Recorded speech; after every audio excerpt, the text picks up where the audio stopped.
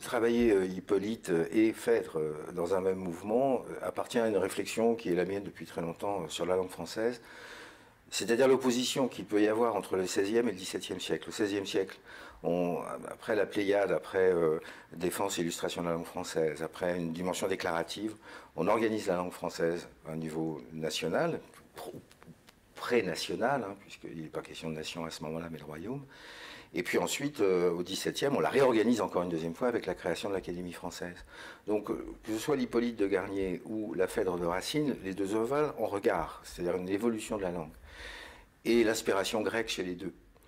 Dans Hippolyte de Garnier, l'Hippolyte, qui est proposé comme titre d'ailleurs, n'est pas le jeune homme amoureux d'une autre princesse et qui est soumis au désir de la reine, sa belle-mère, mais un garçon qui se complaît dans la relation aux hommes.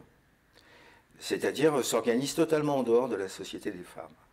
Et on retrouve donc l'histoire de Phèdre, mais basée sur une séparation claire entre le désir de l'homme et le désir de la femme.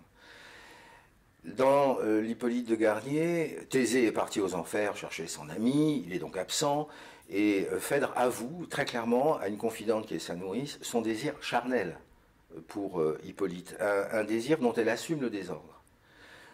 Savoir qu'elle n'est mue que par une mise en cause de la fidélité, par exemple, matrimoniale. Elle n'est mue que par la vibration dans ses gènes, puisqu'elle est à ce moment-là la petite fille du Minotaure, d'un désir brut pour son beau-fils. Beau-fils qui, lui, n'aura de cesse que de revendiquer son autonomie masculine et sa résolution personnelle, propre, dans son refus du désir féminin. Ce qui n'est pas sans poser des tas de problèmes sur la nature sexuelle d'Hippolyte, par exemple. Ce serait, à mon avis, un peu simple de le résoudre simplement par une homosexualité latente, etc. etc. Je crois que ce qui est intéressant, c'est de travailler sur la notion de désir. Il y a une intuition du classicisme chez Garnier, mais il y a en même temps une intuition du baroque. C'est-à-dire qu'il allie l'élégance à la brutalité. Voilà.